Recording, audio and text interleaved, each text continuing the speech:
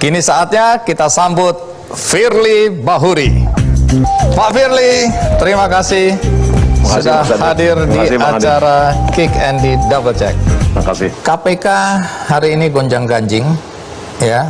Anda adalah pusat perhatian masyarakat sekarang karena ketua KPK, terutama soal 75 pegawai KPK yang tidak lulus tes wawasan kebangsaan.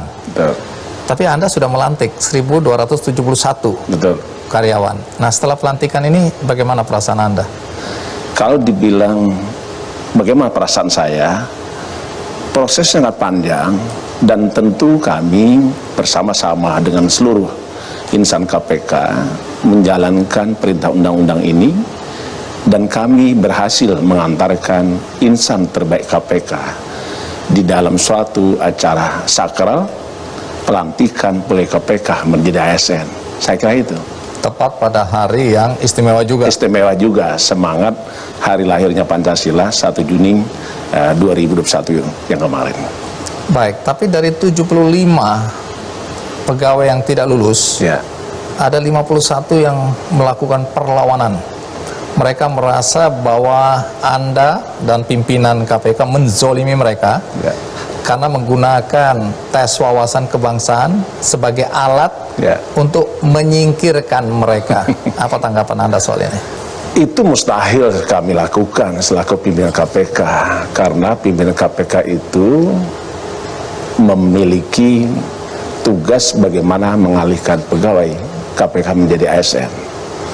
Dan yang kedua, itu juga tidak mungkin kami lakukan karena sistemnya sangat terbuka, transparan, akuntabel, dan yang bekerja bukan hanya Firly, bukan hanya Gupron, bukan hanya Nawawi, bukan Lili Pintauli, maupun Alexander Mata, tetapi ini bekerja sesuai dengan sistem. Dan tidak ada kesempatan bagi pimpinan KPK untuk memiliki agenda, apalagi kalau menyingkirkan pegawai.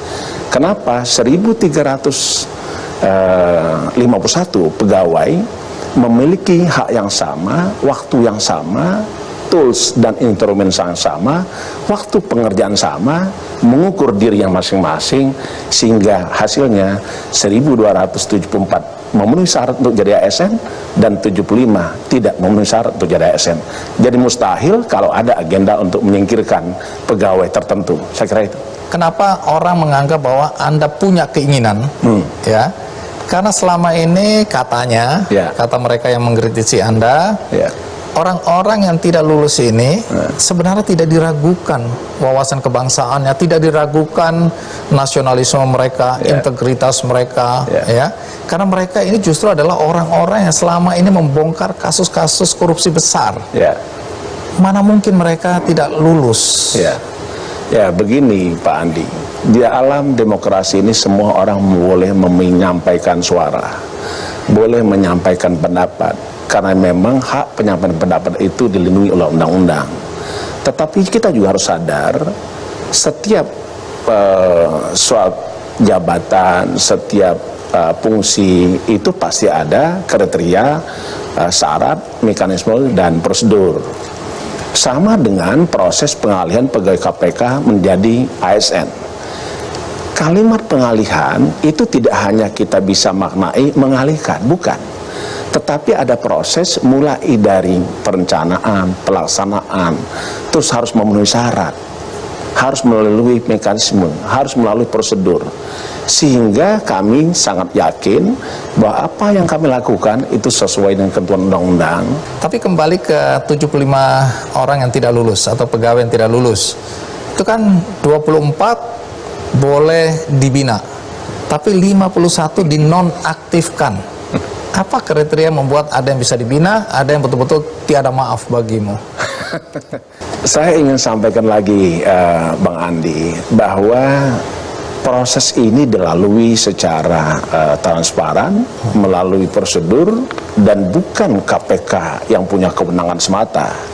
Sebagaimana yang pernah saya sampaikan, dalam rangka pengalihan proses pegawai KPK menjadi ASN, itu tidak bisa dilakukan oleh KPK sendiri. Tapi KPK bekerja sama dengan kementerian lembaga BKN, LAN, Menpan, Kumham, dan beberapa pihak lain yang tidak kami sebutkan satu-satu.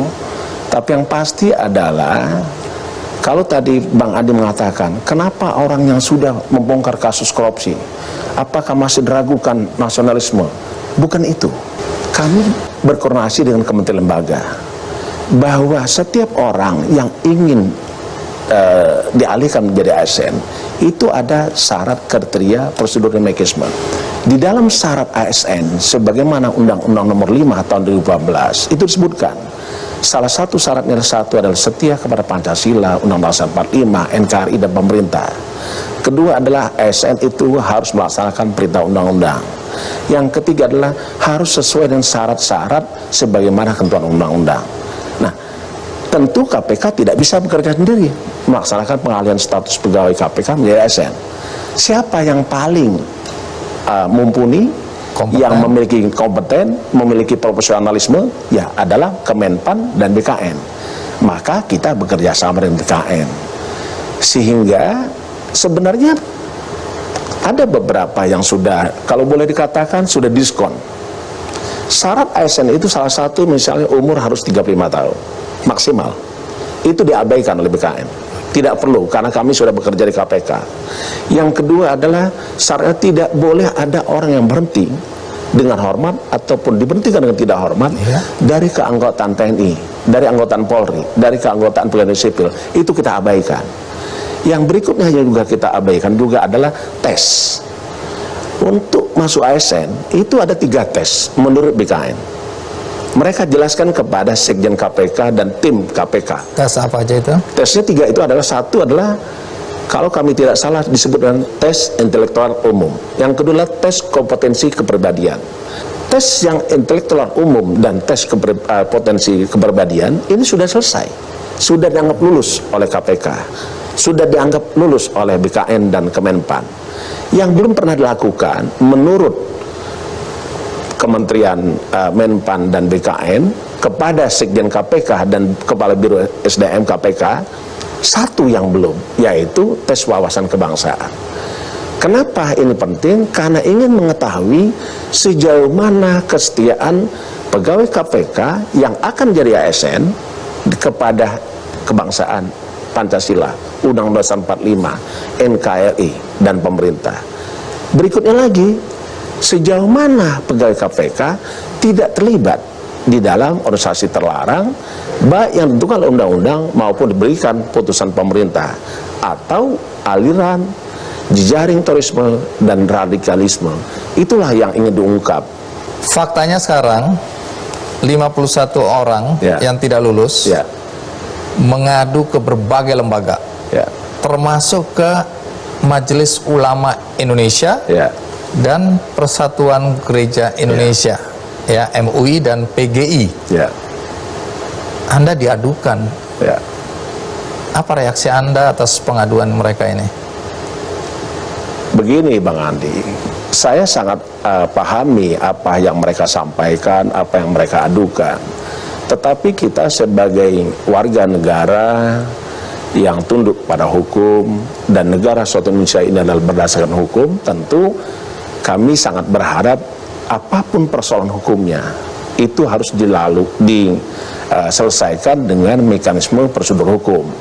Misalnya apabila ini ada hal-hal yang keliru di dalam pengambilan keputusan, di dalam pembuatan peraturan, ya diuji saja kepada peradilan tata usaha negara. Jadi menurut Anda pengaduan mereka ini ke lembaga yang tidak tepat? Saya tidak ingin mengatakan itu, karena setiap orang boleh mengadu kemana saja. Nah, juga berkaitan dengan pengaduan pegawai KPK ke Komnas HAM. Jadi Anda dan pimpinan atau siapapun yang berkontribusi dalam urusan tes wawasan kebangsaan ini dianggap sudah melanggar hak asasi. Nah, mereka mengadu, Anda dipanggil dan Anda tidak datang. Kenapa Anda tidak datang? Ada yang bilang Anda takut. Persepsi boleh saja dibangun oleh setiap orang, karena setiap orang kan punya persepsi berdasarkan ilmu pengetahuan dan berdasarkan pengalamannya. Itu bisa saja orang membuat persepsi. Tetapi tentu KPK pun boleh memiliki pendapat yang perlu kita sampaikan. Pimpinan sudah membuat surat. Jadi kalau saya disebut bahwa pimpinan KPK mangkir, Iya. disebut mangkir itu apabila tidak ada pemberitahuan, tidak ada alasan. Emang Anda sudah kasih tahu bahwa Anda tidak akan datang? KPK sudah membuat surat kepada Komnas HAM. Isinya? Isinya adalah meminta penjelasan apa yang perlu disampaikan oleh KPK terkait dengan pemanggilan tersebut. Saya kira fair itu disampaikan, dan surat sudah disampaikan. Baik, lepas dari Anda sudah menjelaskan bahwa ini bukan kewenangan Anda pribadi atau pimpinan KPK soal tes wawasan kebangsaan. Ya, Di situ ada BKN dan juga ada para tim asesor. Oke, dari asesor itu ya. Ya, Tapi ada yang menyampaikan kepada publik bahwa sebelum itu sudah ada lobby-lobby Anda kepada lembaga-lembaga tertentu untuk agar tes tersebut diadakan. Tadinya katanya nggak ada itu tes. ya. Tapi Anda melakukan lobby-lobby dan tiba-tiba bagaikan siluman kewajiban atau keharusan untuk TWK ini muncul. Ya. Nah, bagaimana Anda Saya menjelaskan? tidak mau terjun bebas, karena semuanya itu kita harus melalui tahapan dan proses. Penyusunan terkait dengan Prakom nomor 1 2021 itu dilandasi dengan Peraturan Pemerintah nomor 41 tahun 2020 tentang pengalihan pegawai KPK menjadi ASN. Peraturan Pemerintah nomor 41 tahun 2020 itu dilandasi dengan Undang-Undang nomor 19 tahun 2019, di mana disebutkan di pasal 1 butir 6 pegawai KPK adalah ASN. Maknanya adalah kami seluruh insan KPK, apakah dia pimpinan KPK, apakah Dewan Pengawas KPK, apakah seluruh pegawai KPK, punya mandat, punya perintah untuk mengalihkan pegawai KPK menjadi ASN. Jadi saya ingin garis bawahi, siapapun pimpinan KPK pasti harus melaksanakan perintah undang-undang. Karena kita adalah pelaksana undang-undang, bukan pembuat undang-undang. Jadi Anda ingin membantah tuduhan bahwa Anda melakukan lobby agar tes itu ada guna menyingkirkan orang-orang yang berseberangan dengan pimpinan KPK. Persoalan begini, Pak. Tidak ada ruang bagi kita untuk melakukan permainan-permainan secara tertutup. Apalagi kalau tadi Bang Andi bilang diselundupkan, siluman, tidak ada. Kenapa? Karena semua pembahasan terbuka. Penyusunan draft Perkom nomor 1 2021 tentang tata cara mekanisme pengalihan pegawai KPK menjadi ASN itu sudah mulai disusun sekitar bulan September 2020, bahkan mungkin Agustus dimulainya, sampai dengan lebih dari 23 kali pembahasan. Kapan kami masuk? Kami pimpinan masuk pertama adalah saat pertemuan resmi dengan kementerian lembaga, BKN, LAN, Menpan, Kumham, dan KSN. Ini pertemuan resmi, bukan lobby-lobby. Nggak ada yang di belakang layar. Nggak ada, di belakang layar nggak ada. Itu pertama kali rapat bahas semua. Setelah itu pimpinan KPK membentuk tim perumus. Tim perumusnya karena kami paham yang cukup memiliki latar belakang hukum yang mumpuni adalah Bapak Nul Gufron. Kami perintahkan Nul Gufron lah yang membuat sebagai tim perumus, bekerja sama dengan Sekjen, Biro Hukum, Biro SDM, plus tim perumus daripada KPK. Inilah yang kami minta bekerja sama, berkoordinasi dengan kementerian terkait bagaimana proses pengalihan pegawai KPK menjadi ASN. Kalau tadi dibilang ada siluman, tidak mungkin ada siluman, karena semuanya terbuka. Kapan tes wawasan kebangsaan keluar? Itu saya ingat betul pembahasannya tanggal 5 Januari. Artinya apa dengan 5 Januari itu dihadiri oleh 5 pimpinan, dihadiri oleh kementerian terkait dan seluruh pejabat struktural. Jadi kita tidak ada rapat tersembunyi. Sekarang saya mau tanya Anda dan harus dijawab dengan jujur. Anda merasakan nggak bahwa ada sekelompok orang yang begitu dominan yang kemudian tidak tunduk pada pimpinan? Nah, kalau kemudian yang tidak lulus itu ternyata adalah orang-orang yang selama ini ditengarai berseberangan dengan pimpinan KPK. Ya, ada kelompok-kelompok katanya yang tidak taat, tidak mau tunduk pada perintah-perintah pimpinan yang dianggap justru melemahkan KPK. Jadi mereka adalah orang-orang yang punya integritas tinggi, begitu menurut kabar yang beredar di masyarakat. Nah, apakah kebetulan kalau kemudian mayoritas yang tidak lulus ini adalah orang-orang yang berseberangan dengan pimpinan KPK, bahkan dengan Anda secara pribadi, karena mereka adalah dari teman-teman yang mengurus ya kepegawaian, kemudian ada teman-teman juga yang selama ini menolak Anda waktu Anda mencalonkan diri menjadi ketua KPK ya. Kemudian juga mereka yang selama ini dianggap sering mengkritisi Anda karena soal integritas, soal kedekatan Anda pada partai politik, soal kedekatan Anda pada lembaga-lembaga yang seharusnya menjaga jarak, atau Anda harus menjaga jarak dengan mereka. Sampai di sini bagaimana Anda menjelaskan kok kebetulan orang-orang seperti inilah yang tidak lulus? Gini, perlu kami sampaikan bahwa sebagaimana tadi awal saya sampaikan bahwa tes wawasan kebangsaan itu diukur adalah orang per orang. Sikap, perilaku, pendapat orang per orang dengan suatu pernyataan. Begitu disebut ada pernyataan, maka dia mengambil sikap. Sikapnya ada pilihannya 5. 1, setuju, sangat setuju, netral, tidak setuju, atau tidak sangat setuju. Sangat tidak setuju. Jadi tidak ada kaitannya dengan orang lain. Misalnya nih, Bang Andi ditanya, bagaimana Pak Andi kalau seandainya Pancasila diubah dengan dasar negara yang lain? Yang ditanyakan Bang Andi.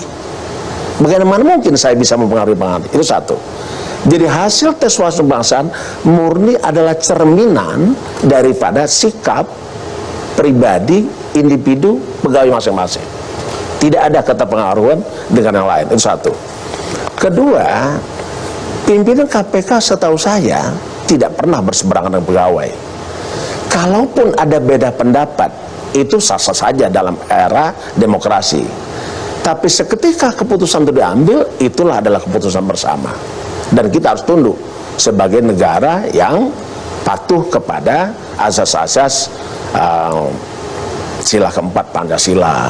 Pak Firly, jadi ini juga pertanyaan yang paling sering ditanyakan di masyarakat kalau kita lihat dari pemberitaan ya, berkaitan dengan isu yang santer di internal KPK ini. Ada yang namanya kubu polisi Taliban yang dianggap atau dinilai punya paham radikal, dan polisi India. Ini penamaan ya, polisi India yang intinya terdiri dari orang-orang dari kepolisian, kejaksaan, di mana mereka ini berseberangan ya. Dan Anda serta ketua KPK lainnya kelihatannya berada di kubu yang sebelah sini, berhadapan dengan kubu yang dicap memiliki paham radikal. Sampai di sini kebenarannya bagaimana? Ini Anda harus jawab jujur ini. Ya. Sebelum saya menanggapi pertanyaan Bang Andi terkait dengan ada pengistilahan, saya juga tidak tahu asal mula istilah polisi Taliban, polisi yang disebut tadi. Tetapi begini, pegawai KPK sebagaimana yang dimaksud di dalam undang-undang atau PP 63 tahun 2005 itu adalah jabaran dari Undang-Undang nomor 30 tahun 2002. Pegawai KPK disebutkan satu adalah pegawai tetap, yang kedua adalah pegawai tidak tetap, yang ketiga adalah pegawai negeri yang dipekerjakan. Jadi dalam hal ini fakta menunjukkan tidak ada disebutkan polisi Taliban, tidak ada juga polisi India, tapi pegawai KPK 3 unsur. Satu, pegawai tetap yang diangkat oleh KPK. Kedua adalah pegawai tidak tetap, pegawai yang outsourcing. Ada juga yang diangkat tetapi tidak tetap, sistem kontrak. Yang ketiga adalah pegawai negeri yang dipekerjakan, itu bersumber dari pegawai negeri ASN, bisa dari kepolisian, bisa dari kejaksaan, bisa dari kementerian lembaga. Jadi 3 komponen pegawai di KPK. Selanjutnya, dengan adanya Undang-Undang nomor 19 2019, tidak ada lagi istilah itu. Pegawai KPK itu ada merupakan KPK. Karena disebutkan di dalam Undang-Undang 19 2019, KPK adalah 3 unsur. Dewan Pengawas KPK, pimpinan KPK dan pegawai KPK sendiri. Jadi kalau dulu ada pegawai tetap dan ada pegawai tidak tetap dan ada pegawai yang di negeri yang dipekerjakan, itu dijadikan satu, namanya pegawai KPK. Jadi saya ingin mengatakan kami tidak ada berada di istilah ada polisi Taliban tadi, ada polisi yang disebut tadi pengistilahan itu. Kami tidak pernah masuk di ranah itu. Kenapa? Ya. Karena kalau kita membuat suatu perbedaan, maka tentu kita akan tidak pernah untuk mewujudkan tujuan. Kalau kita ingin mewujudkan tujuan pemberantasan korupsi, maka kita harus lepaskan seluruh perbedaan. Kalaupun ada perbedaan, kita kecilkan perbedaan itu dengan jumlah 1 bulan. Sementara persamaan kita perbanyak sejumlah bintang-bintang di langit. Itulah kita akan menjadi kekuatan. Oke, jawaban yang menarik, tapi sebagian orang tetap menganggap itu formalitas saja. Ya. Faktanya ada kubu-kubu itu, dirasakan adanya kubu-kubu itu. Ya. Apalagi dengan 75 orang yang tidak lulus, 51 ini kan terasa betul-betul penuh kemarahan dan kemudian bahkan mengungkapkan banyak hal yang menurut mereka itu betul-betul terjadi di KPK soal kubu-kubuan seperti ini. Sekarang saya mau tanya Anda dan harus dijawab dengan jujur. Anda merasakan nggak bahwa ada sekelompok orang yang begitu dominan yang kemudian tidak tunduk pada pimpinan? Saya harus ketawa dulu dengan kalimat itu. Kenapa Anda ketawa? Karena kalau kita mengatakan ada tidak ada, itu harus ditunjukkan fakta. Itu harus. Yang kedua adalah pegawai KPK itu satu, yaitu pegawai KPK. Tidak boleh ada lagi kalimat Anda kelompok siapa, Anda kelompok siapa. Sementara kalau tadi disebutkan ada 75 yang tidak lulus, 75 itu adalah tersebar di beberapa kedeputian dan sekretariat. Bukan dalam satu kelompok saja. Bukan satu kelompok. 75 itu ada yang di Sekjen. Saya tidak tahu persis jumlahnya. Kira-kira begini. Di Sekjen ada kurang lebih sekitar 19 orang. Di Kedeputian Informasi Data ada juga puluhan orang. Ada Kedeputian Penyadapan puluhan orang. Ada juga yang di Kedeputian Korsup ada juga. Di Kedeputian Pencegahan ada juga. Jadi tidak mungkin ada pengelompokan sehingga orang ini supaya tidak lulus, tidak ada. Sekarang kita balik bertanya, apakah juga yang 1274 lulus itu adalah kelompok saya atau kelompok pimpinan? Kan tidak. 1351 yang lulus, yang ikut tes, instrumennya sama, toolsnya sama, alatnya sama, waktu pengerjaan sama, tertulis wawancara sama, profilingnya sama, sehingga menghasilkan 1274 orang memenuhi syarat jadi ASN dan 75 dianggap tidak memenuhi syarat sebagai ASN. Yang memiliki tools siapa? Ya tentu ada ukuran dari BKN, bukan KPK yang mengukur. Alat ukurnya kan bukan juga KPK, karena proses sudah jalan. Jadi tidak ada, saya ingin katakan lagi, mustahil ada target mengelompokkan orang supaya ini tidak lulus, ini lulus. Tidak mungkin. Dan itu saya pastikan tidak ada. Tolong bunga-bunga tidur dihilangkan. Apa yang Anda maksud dengan bunga-bunga tidur? Lah, karena itu hayalan. Oh, jangan-jangan saya ditarget. Jangan-jangan saya di kelompok. Siapa yang mampu membuat nama 75 orang supaya tidak lulus? Siapa yang membuat dan diserahkan kepada siapa? Karena saya pastikan Sekjen Kepala Biro SDM yang bekerja dengan BKN tentang proses pengalihan status ini tidak pernah berkomunikasi tentang itu. Pimpinan KPK pun tidak pernah juga berkomunikasi tentang bagaimana tata cara, ukuran, alat ukurnya supaya itu ada yang lulus, ada yang tidak lulus. Tidak ada. Semuanya kita serahkan kepada mereka. Saya masih mencoba mewakili pandangan orang yang mencurigai Anda, mencurigai pimpinan KPK ya, tentang proses penyingkiran orang-orang yang dianggap berseberangan. Lepas dari Anda sudah jelaskan tidak ada itu cerita, tapi ini saya mewakili dulu pandangan orang-orang yang bercuriga. Mereka juga mengatakan, mana mungkin untuk mengetes wawasan kebangsaan, kemudian ada materi pertanyaan yang nggak masuk di akal sama sekali. Antara lain saya sebutkan di sini, apa saja yang dilakukan selama pacaran? Katanya ada materi seperti itu. Kemudian bagi yang perempuan disebutkan, apakah selama berpacaran tidak keberatan melakukan hubungan seks atau pernah melakukan hubungan seks? Itu yang muncul, karena ini simpang siur, jadi saya coba rapikan sedikit tadi ya. Terus kemudian di sini orang-orang kemudian melihat di antara pertanyaan-pertanyaan yang nyeleneh itu, yang aneh-aneh, orang kemudian bertanya-tanya apa konteksnya dengan penilaian terhadap wawasan kebangsaan kalau materi pertanyaannya nggak masuk di akal seperti itu. Ya, saya tidak ingin masuk di dalam materi pertanyaan karena memang bukan saya yang bertanya. Itu adalah BKN plus tim asesor. Tetapi saya ingin pastikan bahwa itu bisa saja ditanyakan oleh tim asesor. Saya tidak tahu persis. Tapi yang pasti KPK, kami pimpinan tidak pernah menanyakan itu. Karena di luar KPK, karena tes wawasan kebangsaan itu dilaksanakan oleh BKN plus dengan tim asesornya. Dan tim asesor ini profesional, terdiri dari beberapa multidisiplin, terdiri dari multi method, sehingga hasil akhir 1274 dinyatakan lulus dan 75 dinyatakan tidak memenuhi syarat itu. Jadi kami tidak ingin masuk dalam materi ataupun pertanyaan-pertanyaan itu, karena kami tidak pernah mengalami itu dan kami tidak pernah melaksanakan itu. Tentu keliru kalau seandainya kami menjawab yang kami tidak tahu.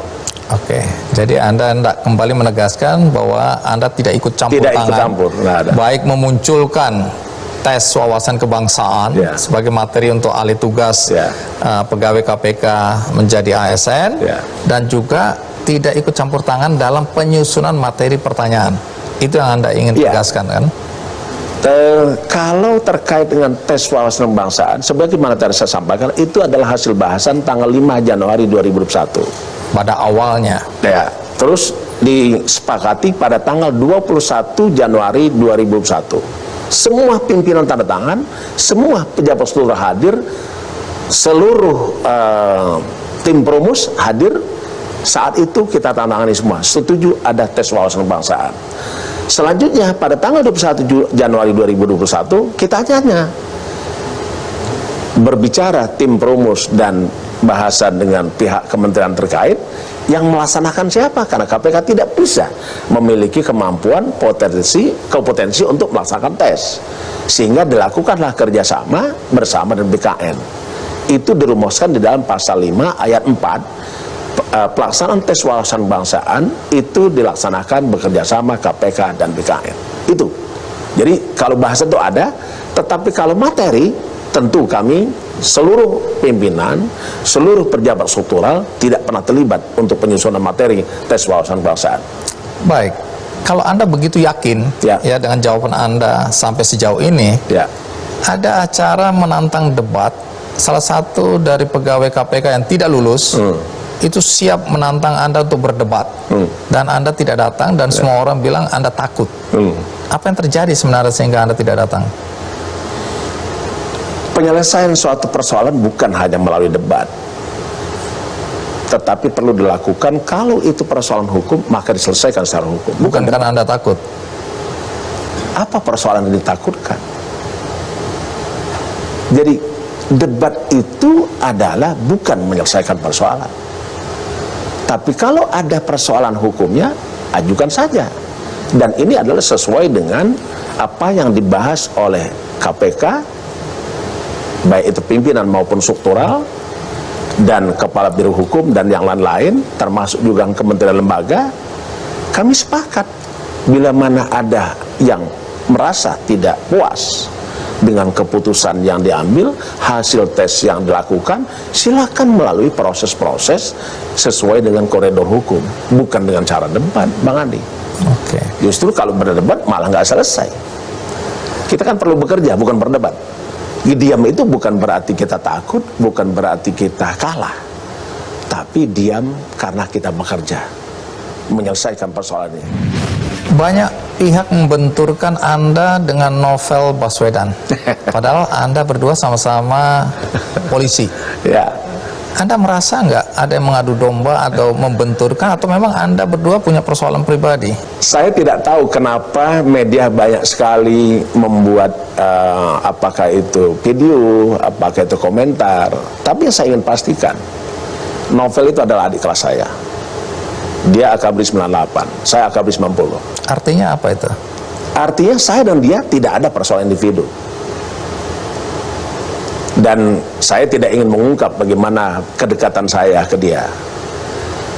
Ya, misalnya pernah juga saya memperhatikan dia. Kalau itu dianggap perhatian, kalaupun tidak, nggak ada persoalan juga. Tapi selaku waktu saya deputi, saya pernah bersama-sama dia menemani dia ke Singapura berobat mata. Saya sering tanya dengan dia, apakah nanti dari sini apakah bisa diobati di Indonesia, apakah bisa ke Jepang. Itu kita sampaikan. Artinya Apakah secara ke pribadi Jerman. nggak ada persoalan Anda nih? Dan saya waktu saya deputi berapa kali saya pernah datang ke rumahnya, main sama anaknya. Dia punya anak namanya Umar. Sampai sedekat itu? Saya saya tidak ingin mengatakan dekat atau tidak dekat, tapi itulah faktanya. Itu kan sebelum kejadian 75 pegawai KPK tidak lulus. Nah, setelah dalam kenyataannya Novel Baswedan tidak lulus, Ya. bagaimana hubungan Anda sekarang dengan Novel Baswedan? Saya sampai hari ini memposisikan bahwa ini adalah hubungan pekerjaan. Oke.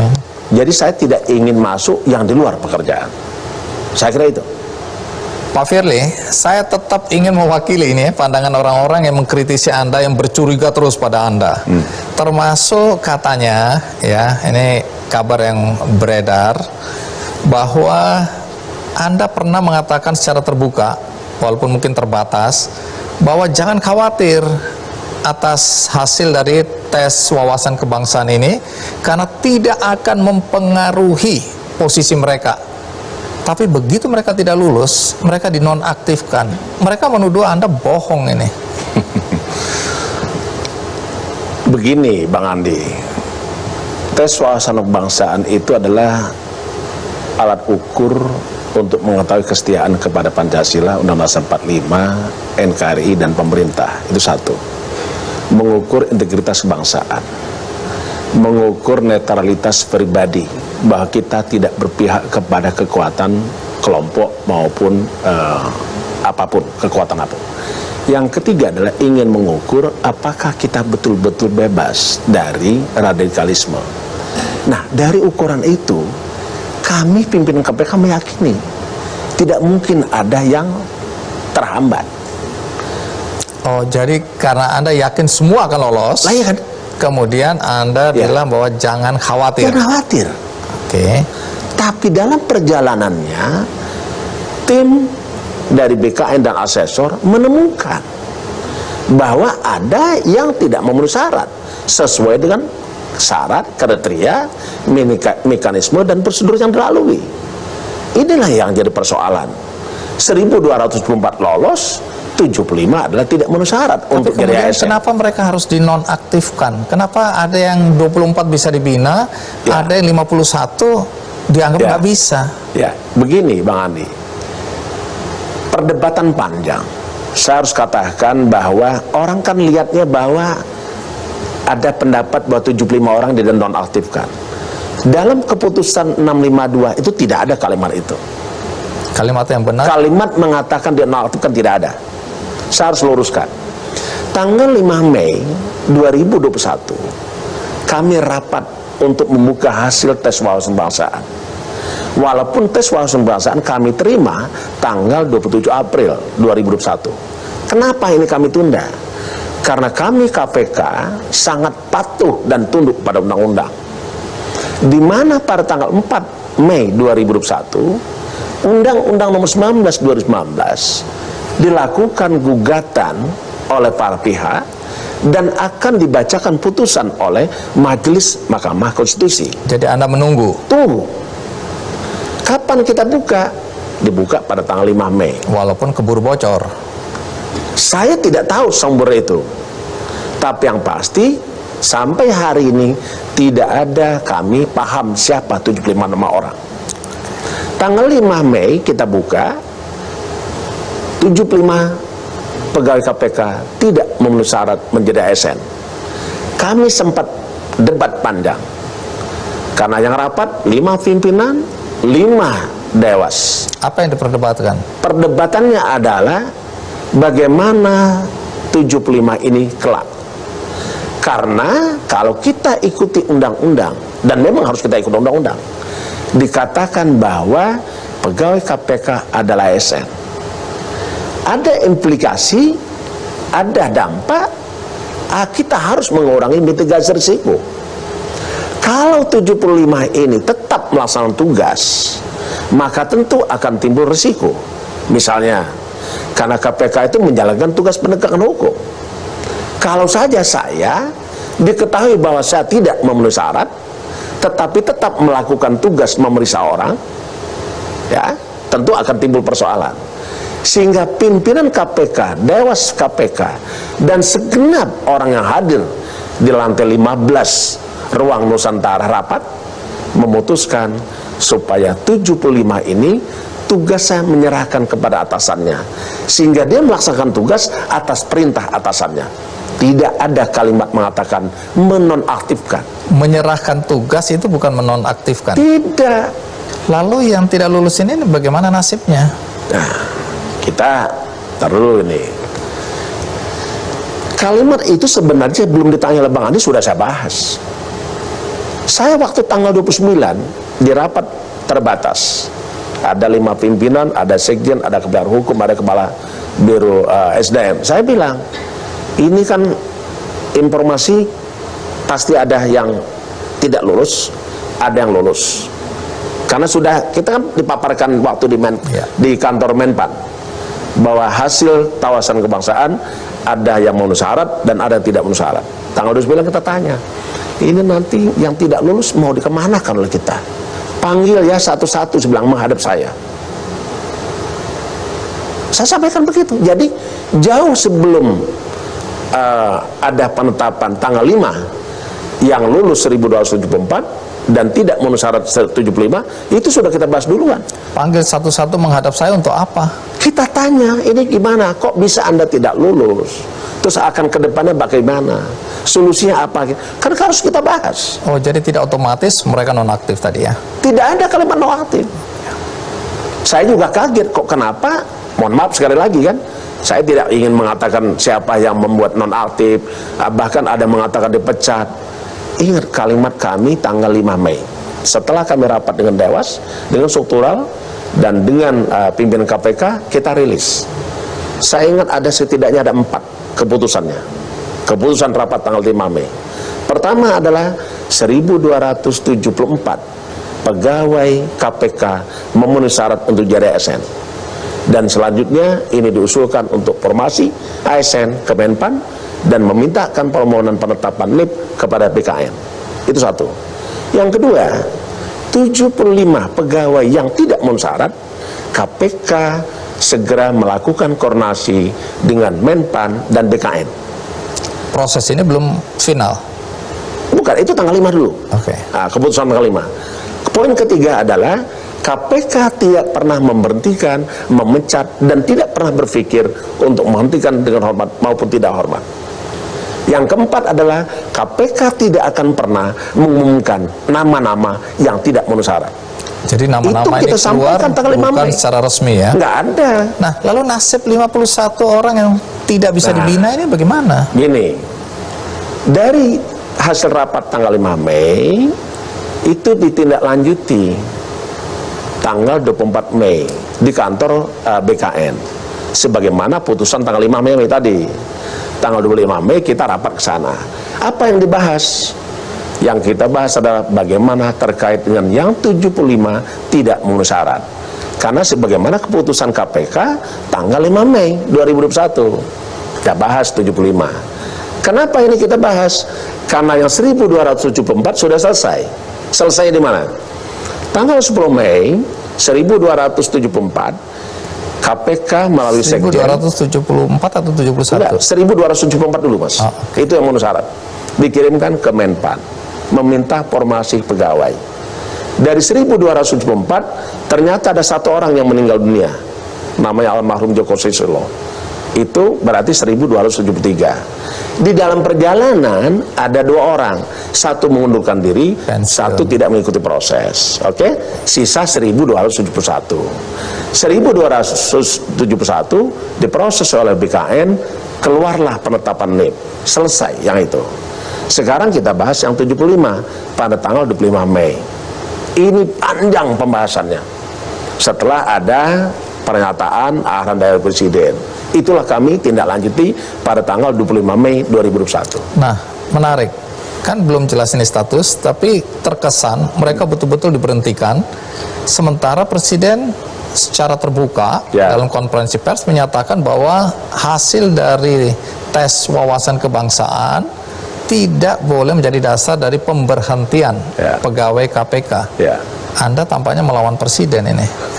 Ya, begini Pak Andi, kami sangat concern dengan arahan Presiden. Kami juga sangat concern untuk melaksanakan perintah undang-undang. Sebelum kita sampaikan, pengalihan pegawai KPK menjadi ASN itu PR kepemimpinan KPK 2019-2003. Kenapa? Karena dalam Undang-Undang 19 2019 disebutkan pengalihan pegawai ini waktunya 2 tahun. Pegawai KPK yang belum menjadi pegawai negeri sipil dapat diangkat menjadi ASN. Masa transisi 2 tahun, artinya PR itu. Nah, karena itu KPK menindaklanjuti arahan Presiden. Apa arahan Presiden? Pertama adalah kami bahas dengan Menpan dan BKN lengkap. Tanggal 24 Mei itu Menkumham, Menpan, Kepala BKN, KSN, LAN, dan KPK plus asesor. Pimpinan KPK hadir semua 5-5-nya. Tanggal 25 Mei dibahaslah terkait dengan bagaimana 75 pegawai yang tidak memenuhi syarat untuk jadi ASN. Rapatnya Bang Andi dari jam 9 sampai jam 15 sore. Hasilnya adalah menindaklanjuti arahan Presiden bahwa apakah tidak ada yang bisa dilakukan pendidikan kedinasan. Tidak lanjuti. Dibahas di sana, akhirnya bisa ditemukan 24 yang tidak memenuhi syarat diberikan kesempatan untuk mengikuti diklat sehingga bisa diangkat jadi ASN. Oke, itu satu keputusannya. Keputusan kedua adalah 51 pegawai dinyatakan tidak memenuhi syarat untuk jadi ASN. Jadi kalau kalimat tadi adalah tidak bisa dibina, saya tidak tahu berasal dari mana. Tidak ada itu kalimat itu. Yang 51 ini dan 51 ini pun belum diberhentikan. Sejak awal ya ada 500 pegawai KPK yang menolak ya. Kemudian di luar juga gaduh ya, dianggap Anda ini adalah kuda Troya. Kuda Troya itu artinya orang yang dimasukkan ke dalam KPK untuk melemahkan KPK. Ya, saya nggak tahu nanti Anda bagaimana menjawabnya. Dan kemudian hari ini kita lihat di edisi terakhir majalah Tempo, Anda digambarkan naik buaya yang besar sekali. Kemudian di belakangnya ada satu sosok yang besar juga. Dan kemudian judulnya adalah siapa di belakang Firly. Jadi orang tetap yakin bahwa Anda ini punya backing yang kuat sekali. Gini, Pak. Dengan agenda tertentu. Begini, saya harus awali dulu. Sejak saya lahir tidak ada orang ada di belakang saya. Maksudnya apa? Sejak lahir tidak ada orang di belakang saya. Maksudnya apa? Maksudnya begini. Artinya kami ini berjalan meniti karir itu karena kemampuan diri pribadi. Begitu sulit dan panjang perjalanan kehidupan saya sampai hari ini saya menjadi ketua KPK. Tidak ada yang berada di belakang saya. Anda tidak punya backing. Saya tidak. Kalau Anda bisa seperti sekarang karena memang itu upaya Anda pribadi sendiri. Itu satu. Kedua adalah tentu atas kuasa kehendak Tuhan. Mata kita berkedip, jantung kita masih berdenyut, aliran darah kita masih beredar ke seluruh tubuh kita. Itu karena kehendak Tuhan. Makanya pernah saya katakan, walaupun tadi Bang Andi bilang saya ditolak oleh pegawai untuk jadi ketua KPK, tidak pernah jutaan jari manusia yang mampu menurunkan seseorang jikalau satu jari Tuhan ingin dia berada di atas. Itu diyakini oleh kita. Yang berikutnya, saya bukan orang politisi, dan saya bukan juga dengan anak biologis politik. Saya juga tidak ada kedekatan ideologis dengan partai politik. Tidak ada juga orang penguasa di negeri ini bersama-sama saya, apalagi berada di belakang saya. Tidak ada sama sekali. Itu yang harus saya pastikan. Yang kedua, saya daftar pimpinan KPK bukan disuruh orang. Saya justru kaget. Kenapa saat fit and proper test 56 suara DPR memilih saya? Padahal saya tidak pernah kenal dengan para kalangan partai politik. Tidak ada lobby-lobby sebelumnya. Tidak ada. Dan saya tidak pernah melakukan itu. Ada yang mengatakan bahwa DPR memilih Anda karena dianggap Anda orang yang cukup tangguh untuk melawan kelompok Novel Baswedan di KPK. Saya tidak ingin memberikan komentar itu, tetapi yang pasti di dalam paparan saya di Komisi 3 DPR tanggal 13 September 2019, saya jelaskan visi saya apa, misi saya apa, strategi pemberantasan korupsi bagaimana, apa yang harus dicapai oleh KPK. Jadi saya ingin pastikan ya, kedepannya juga bagaimana. Kalau tulisan tadi di dalam majalah disebutkan oleh Pak Bang Andi tadi, saya yakin itu adalah hayalan, halusinasi si pembuat lukisan, tidak menggambarkan saya. Karena saya bukan orang yang ditugaskan oleh orang lain untuk berada di KPK, untuk melemahkan KPK. Kenapa? Saya harus pastikan Bang Andi bisa lihat bagaimana dan apa yang kami lakukan terkait dengan pemberantasan korupsi. Berapa banyak pencegahan yang kita lakukan, berapa banyak melakukan pendidikan masyarakat, berapa banyak potensi kerugian negara yang sudah kita selamatkan tahun 2020. Kurang lebih 552,4 triliun. Nanti saya akan tanyakan, karena banyak orang yang kemudian menilai di bawah kepemimpinan Anda justru tidak ada prestasi yang menonjol dari KPK. Nanti Anda jelaskan. Boleh. Ya. Tapi setelah ini saya akan bertanya juga, atau Anda masih mau menjelaskan soal siapa di belakang Anda? Karena tuduhan itu begitu kuatnya, orang percaya bahwa ada kekuatan luar biasa di belakang Anda, dan Anda adalah pion yang dimainkan. Karena kalau dibilang kekuasaan yang besar atau kepentingan, orang-orang yang punya kepentingan untuk melemahkan KPK adalah koruptor-koruptor besar. Kemudian orang-orang DPR yang selama ini dikejar-kejar oleh KPK, mereka sangat mendukung adanya pelemahan. Begitu, ini opini yang berkembang. Boleh saya tanggapi? Tidak ada orang di belakang saya, dan saya yakin saya menjadi ketua KPK berkomitmen untuk membebaskan Indonesia ini bebas dari korupsi. Jadi tidak ada yang nyuruh saya, nggak ada. Yang di belakang saya nggak ada. Yang ada adalah Allah SWT. Pak Firly, masih apa yang jadi pertanyaan masyarakat, dan itu berkembang luas sampai detik ini, berkaitan dengan revisi Undang-Undang KPK. Ini salah satu yang dianggap upaya untuk melemahkan KPK. Nah, Anda adalah orang yang cukup frontal, dikatakan mendukung adanya revisi. Sekarang pertanyaannya, kenapa dulu Anda sangat mendukung revisi Undang-Undang KPK? Apa kelemahan KPK yang lama? Saya kira dengan sekarang tidak boleh ada lagi istilah melemahkan dan menguatkan. Kenapa? Karena sudah diselesaikan oleh MK bahwa undang-undang itu disahkan berlaku, dan seluruh gugatan pun ditolak oleh MK. Itu titik poin pertama yang harus kita sepakati. Tetapi karena tadi Bang Andi menanyakan sikap saya, apakah itu melemahkan atau tidak, saya menyampaikan pada pribadi dengan tidak untuk mempertentangkan pendapat saya dengan pendapat yang lain. Setelah saya baca perubahan undang-undang itu, hal yang pertama saya lihat dulu adalah considerance. Ternyata tidak ada perubahannya. Yang kedua adalah azasnya, azas tugas pokok KPK. Yang awalnya ada 5, sekarang 6. Apa itu tugas azasnya? Azas tugas pokok KPK, satu adalah kepentingan umum, ada tetap. Yang kedua adalah keterbukaan, ada tetap. Ketiga adalah kepastian hukum, ada juga tetap. Keempat adalah keadilan, ada juga tetap. Akuntabel, proporsionalitas, juga ada tetap. 5.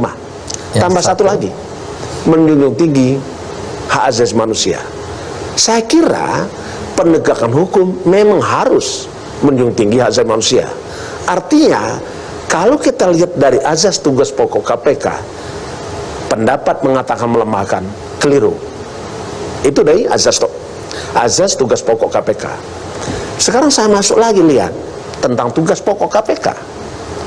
Undang-Undang nomor 30 2002, tugas pokok KPK ada 5. Sekarang menjadi 6. Ibaratkan kursi itu tiangnya ada 4, ditambah di tengah 1 lagi, jadi 5. Kalau tadi kursi 5, tiangnya sekarang jadi 6. Saya ingin katakan, dari gambaran itu tidak ada menunjukkan gejala bahwa kita bisa membuat kesimpulan bahwa Undang-Undang 19 2019 melemahkan KPK. Nah, soal di bawah kepemimpinan Anda, KPK itu miskin prestasi. Lalu kalau SP3, dalam revisi itu kemudian tadinya SP3 tadi? SP3 nggak ada ya, surat perintah penghentian perkara. Baik. Ya. Kalau dulu kan tidak ada. Tidak ada. Sekali KPK menentukan seseorang jadi tersangka, dia akan diusut sampai tuntas. Tidak ada batas waktu juga. SP3 ini kan seakan-akan membatasi karena berlaku 2 tahun. Ya. Kalau tidak terbukti selama 2 tahun, ya selesai, perkara itu harus ditutup. Nah, sementara perkara-perkara korupsi besar itu membutuhkan waktu yang panjang karena relatif nyelimet, ribet, rumit. Nah, orang kemudian melihat selain batas waktu tadi yang melemahkan KPK, ada peluang maklar kasus masuk di sini karena bisa mengatur agar perkara itu dihentikan. Sampai di sini apa komentar Anda? Kalau kita lihat Undang-Undang 19 2019, tentu kita tidak bisa melepaskan diri dari Undang-Undang 30 tahun 2002. Undang-Undang 30 2002 memang disebutkan bahwa KPK tidak dapat menghentikan penyidikan. Ini maknanya adalah KPK harus profesional melaksanakan tugas penegakan hukum. Tidak boleh menetapkan tersangka bila mana tidak ada cukup bukti. Jangan ada lagi terjadi menetapkan tersangka ternyata perhitungan kerugian negara yang belum ada. Sementara pasal 2, pasal 3 Undang-Undang Tindak Pidana Korupsi mengatakan harus ada kerugian negara. Tapi sudah ditetapkan dulu sebagai tersangka. Akhirnya apa yang terjadi? Tidak selesai-selesai, bertahun-tahun. Saya tidak mau menyebut salah satu kasusnya. Itu. Yang kedua, dengan tidak bisa menghentikan, itu kita dituntut hati-hati. Tetapi konsekuensinya juga adalah bagaimana terhadap penghormatan hak asasi manusia. Bagaimana juga dengan tujuan penegakan hukum. Karena tujuan penegakan hukum harus ada. 1, kepastian hukum, 2, keadilan, 3, kemanfaatan. Lah kalau orang tidak pernah, karena tidak mampu diminta pertanggungjawaban pidananya, karena mungkin sakit permanen dan lain-lain, dan itu ada sampai hari ini belum kita hentikan. Sudah hampir 85 tahun umurnya, belum kita hentikan. Nah, mungkin pembuat undang-undang, saya tidak bisa memahami bagaimana latar belakang pembuat undang-undang. Undang-Undang 19 2019 memberikan ruang untuk menjamin kepastian hukum. Dan pasal 5 disebutkan juga bahwa tujuan kita adalah kepastian hukum. Artinya di dalam pasal 40 tentang KPK dapat menghentikan penyidikan, itu kalimatnya. Baru berikutnya lagi dapat melakukan penghentian dalam waktu 2 tahun. Nah, alhamdulillah kemarin kita bersyukur ada kekuatan hukum MK mengatakan 2 tahun itu dihitung dari dimulainya penyidikan. Nah, sekarang tentu dengan 2 tahun ini tantangan bagi KPK. Ini terkait dengan arahan Presiden. Apa kaitannya? Sumber daya manusia KPK harus berkualitas. Ini kaitannya, Pak Bang Andi. Karena kalau kita tidak berkualitas, maka tidak mungkin kita bisa menyelesaikan penyidikan suatu perkara dalam waktu 2 tahun. Sehingga yang terjadi, Anda jelaskan tadi bahwa ada orang yang terzolimi gitu ya, sampai dia meninggal pun kasusnya masih menggantung. Nah, soal di bawah kepemimpinan Anda, KPK itu miskin prestasi. Ya, ICW pernah mengeluarkan data ya, pada saat Anda memimpin, ya ini tahun lalu 2020, itu hanya melakukan tangkap tangan sebanyak 7 kali. Sementara sebelumnya tahun 2000 awal sebelum 19 itu ada 21 kali dan 2018 30 kali. Sampai di sini Anda dibilang miskin prestasi. Apa penjelasan Anda? Ya, cuma sayangnya yang membuat berita tidak sebut Apa yang harus bahwa disebut? 2018 itu diliputi penindakannya siapa. Itu satu. Ya. Jadi saya tidak ingin mengomentari kalimat itu, tetapi yang pasti saya bermain data. Kami punya data, di sini ada nih. Penindakan KPK di awal setiap tahun kepemimpinan. Saya ingin sampaikan, kita bandingkan di 4 jilid kepemimpinan. Jilid pertama misalnya di sini ada angkanya. Mulai dari terkait dengan penyelidikan. Ini sumber angkanya di mana? Dari KPK? Dari KPK, bukan dari saya. Baik. Ya. Lanjut. Jadi ini bisa ditayangkan nanti Bang Andi. Bisa. Di sini angka penyelidikan itu ada 22, 70, 77, 88 sampai 111. Di KPRA saya 111. Begini grafiknya. Artinya saya tidak tahu data yang mana yang dipakai oleh kawan-kawan tadi. Di penyidikan juga begitu, naik. Di penuntutan juga naik. Dari angka rata-rata grafiknya naik. Ada semua. Nanti kita bisa tayangkan. Oke, ya. Begitu juga dengan terkait dengan putusan hakim. Naik. Ini ada nih. 23, 38, 71, 92. Kita bermain angka. Saya tidak ingin menggunakan mimpi. Kalau kerugian negara yang berhasil diselamatkan, ini kembali lagi, ini kalau ini kritik secara umum aja ya. Banyak orang yang merasa kemudian KPK ini sebenarnya nggak perlu ada. KPK ini hanya pemborosan. Karena kos atau biaya yang dikeluarkan dalam operasional KPK berbanding dengan uang negara yang diselamatkan itu nggak berimbang. Kosnya besar, hasilnya kecil. Sampai di sini bagaimana Anda menjawab pertanyaan ini? Saya juga tidak ingin berdebat dengan pendapat itu. Tetapi perlu saya sampaikan bahwa pemberantasan korupsi itu tidak cukup dengan cara penangkapan. Tetapi setidaknya yang kita kembangkan mulai dari membuat orang sadar tidak mau untuk korupsi. Apa yang dilakukan? Kosnya? Berapa uang yang diselamatkan sehingga orang tidak mau korupsi? Itu tidak bisa dihitung angkanya. Kedua adalah dengan proses strategi pencegahan. Berapa uang negara yang diselamatkan KPK karena orang tidak jadi korupsi karena tidak ada peluang, tidak ada kesempatan, karena sistemnya kita perbaiki. Berapa jumlah potensi kerugian negara yang kita lakukan dalam penyelamatan aset negara, aset BUMD, aset BUMN, yang angkanya di tahun 2020 sebesar 592,1 triliun. Itu angka yang diselamatkan. Belum lagi yang sebenarnya diselamatkan sebelum terjadi. Ya, ditambah lagi dengan penindakan. Penindakan ada yang bersumber dari uang pengganti, ada uang denda yang masuk kepada PNBP. Pendapatan negara bukan pajak. Jadi pemberantas korupsi itu tidak hanya bisa dilihat dari berapa orang ditangkap. Kalau kita hanya dilihat dengan berapa orang ditangkap, itu hanya satu indikator keberhasilan pemberantasan korupsi. Oh, kecil sekali penangkapannya. Bagaimana orang yang tidak ditangkap? Bagaimana orang sadar dengan tidak melakukan korupsi? Sungguh besar. Pak Firly, jadi belakang ini nama Anda sangat populer. Orang begitu nyebut Firly Bahuri, semua orang langsung tahu. Ketua KPK. Tapi banyak orang yang tidak tahu persis ya latar belakang kehidupan Anda. Anda ini anaknya siapa? Bagaimana masa kecil Anda? Boleh tahu nggak siapa orang tua Anda ini? Apa pekerjaannya? Saya dibesarkan lebih banyak di hutan. Lebih banyak di hutan? Di hutan. Kenapa? Karena bapak dan ibu saya adalah petani, sehingga kami berladang. Tidak pernah berganti baju dan kain. Kainnya cuma satu, bajunya pun satu, celananya satu. Artinya Anda miskin? Saya tidak ingin mengatakan itu, karena kalau saya katakan itu kelihatan saya tidak menerima keadaan.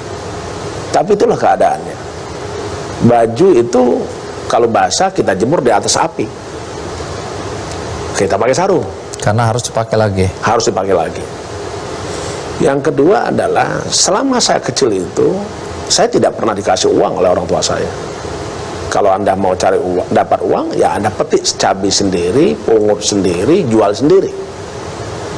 Dan saya sekolah tidak pernah pakai sepatu.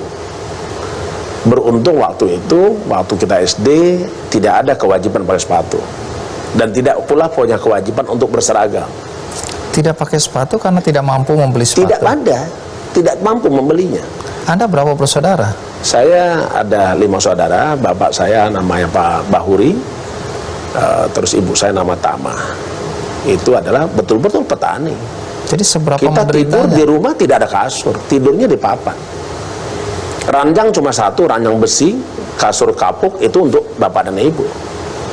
Anak-anak? Anak-anak tidur di ngampar di papan, tidak ada kasur dan tidak ada bantal. Tadi Anda cerita soal sepatu. Saya pernah dengar bahwa Anda sekali-sekalinya pakai sepatu, tapi ada yang menuduh Anda mencuri sepatunya. Saat saya pulang sekolah melalui tempat pembuangan sampah, saya lihat ada sepatu warna coklat, saya ambil, mereknya Kickers, tapi sudah nggak ada tali. Oleh saya bawa pulang, saya bersihkan, saya cuci, terus saya semir, saya belikan tali baru. Esok harinya saya pakailah ke sekolah. Ketemu dengan yang punya sepatu, dia lapor kepada kepala sekolah. Saya dipanggil, saya dituduh mencuri sepatu. Saya bilang saya tidak curi sepatu, saya menemukan di tempat sampah.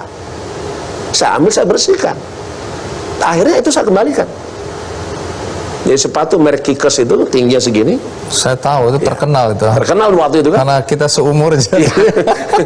Itu paling top itu kan. Top sekali itu. Semua orang yang pakai Sepatu Kickers bangga sekali. Ya, warna coklat. Ternyata Anda hanya pakai 1 hari aja. 1 hari aja saya serahkan.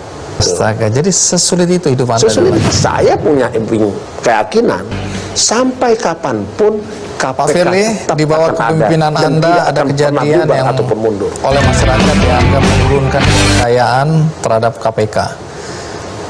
Ada anggota KPK yang mencuri barang bukti dan nilainya besar sekali. Kemudian ada juga anggota KPK yang memeras tersangka. Bagaimana Anda menyikapi situasi dan kondisi seperti ini?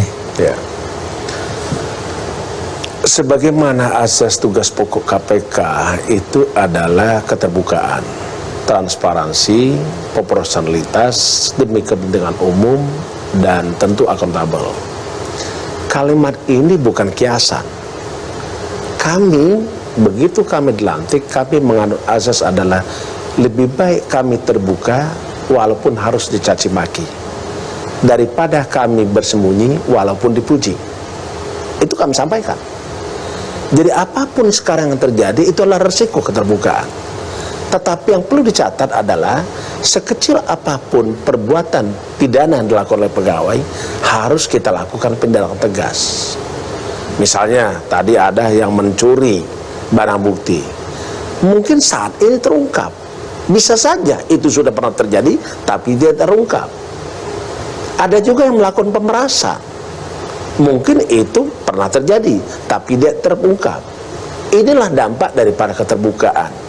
Bahkan kami kemarin sudah bahas dengan rekan-rekan pimpinan. Saya punya ide, saya bilang udah kita buka saja layanan umum, pengaduan masyarakat, kita umumkan siapa yang menjadi korban pemerasan pegawai KPK, laporkan. Tapi harus ada jaminan. Apabila itu kasus pemerasan masuk tindak pidana korupsi itu, maka pelaku pemerasan yang dilakukan penyidikan sebagai tersangka, korban melapor sebagai korban pemerasan jangan dijadikan tersangka. Jadi kita buka saja. Itulah prinsip-prinsip yang kita bangun. Jadi sudah ada usulan ini ya? Sudah ada. Kemungkinan diterapkan atau tidak ini? Akan diterapkan. Itulah dalam rangka membangun sumber daya manusia berkualitas. Baik. Jadi ini arahan Presiden membangun sumber daya manusia berkualitas seperti itu. Kenapa? Karena kita ada kejar waktu sekarang. Penyidikan perkara diberi waktu 2 tahun. Kalau tidak berkualitas atau santai-santai, tidak bisa kejar itu. Ini, jadi Saya tidak akan pernah menutup apa yang pernah terjadi itu.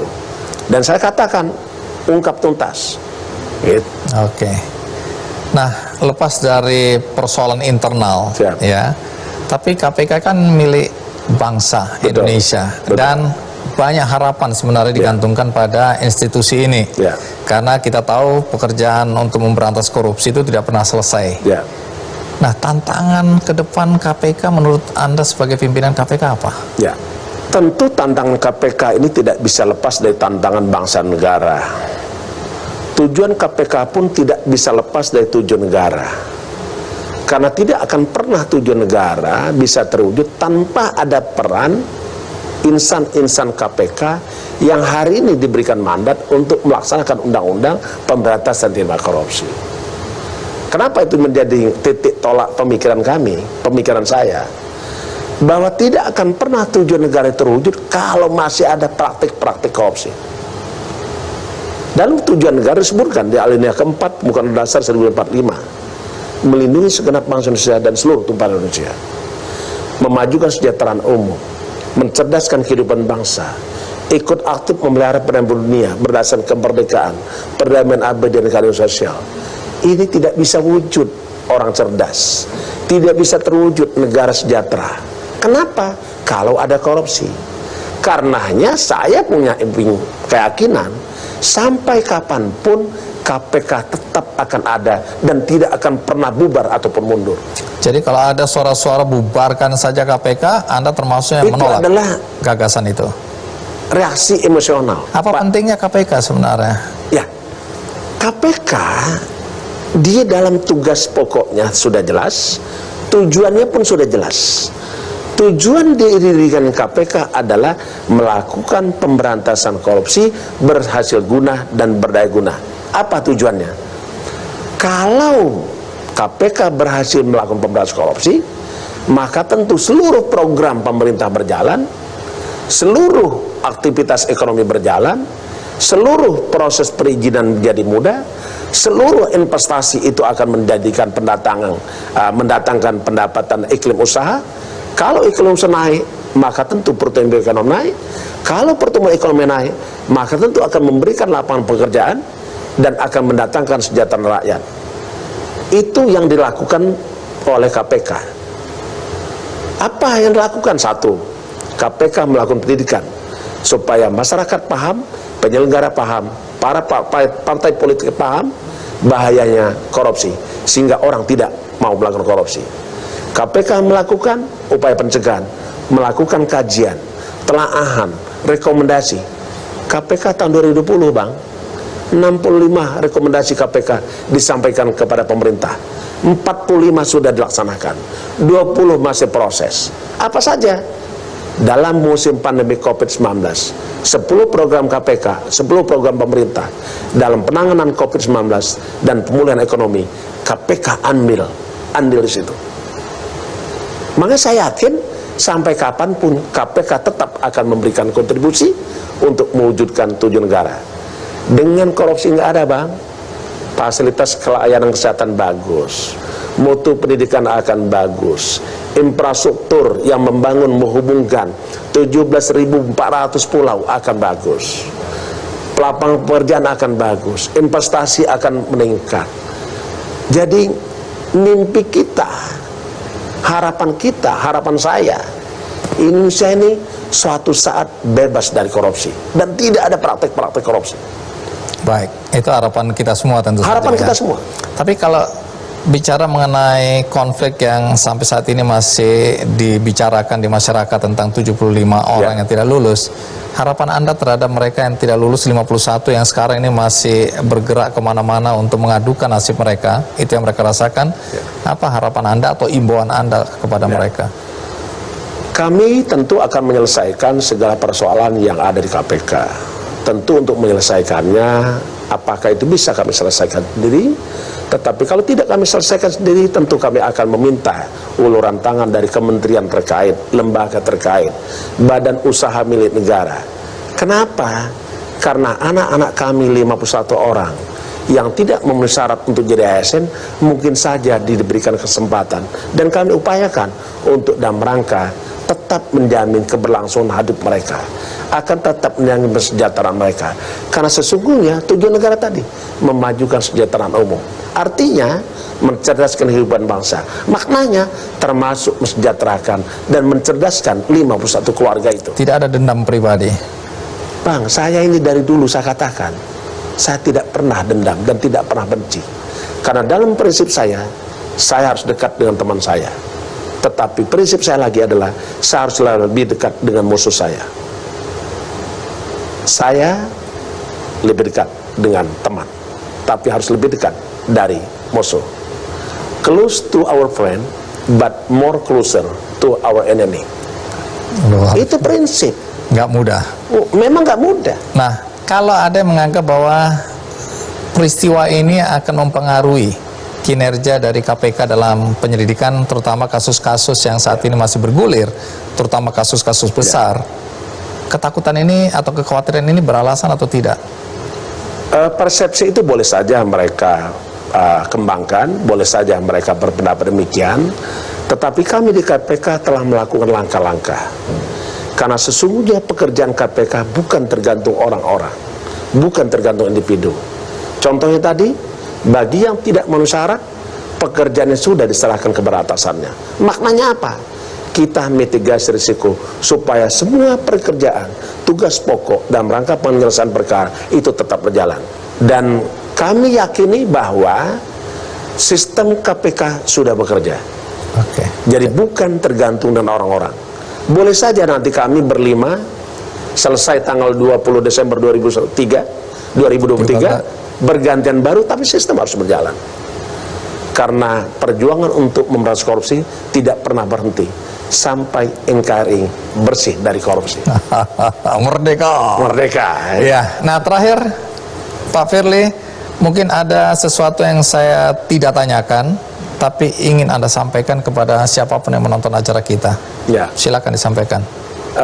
Terima kasih Bang Andi. Kesempatan ini adalah kesempatan terbaik bagi kami untuk menyampaikan beberapa hal tadi, menjawab beberapa isu. Tetapi yang pasti, kehadiran kami hari ini bukan untuk mempertentangkan pendapat, bukan juga untuk mempertentangkan antara orang yang memiliki pandangan yang berbeda. Tapi kesempatan hari ini saya akan gunakan, marilah kita merapatkan barisan. Satu gerak, satu langkah, satu alam pikiran, satu aksi memberantas korupsi. Karena sesungguhnya pemberantasan korupsi itu tidak bisa dilakukan oleh satu orang, oleh satu kelompok atau satu badan. Karenanya KPK memiliki visi melakukan pemberantasan korupsi bersama rakyat. Bersama rakyat menurunkan angka korupsi, mewujudkan Indonesia maju. Jadi saya kira itu. Jadi kalau kita ingin Indonesia sejahtera, Indonesia yang cerdas, Indonesia yang adil dan makmur, Indonesia yang gemah ripah lo jenawi, toto terentem ketelo harjo, mari bersama KPK kita berantas korupsi. Mulai hari ini katakan tidak kepada korupsi. Baik, terima kasih Pak Firly.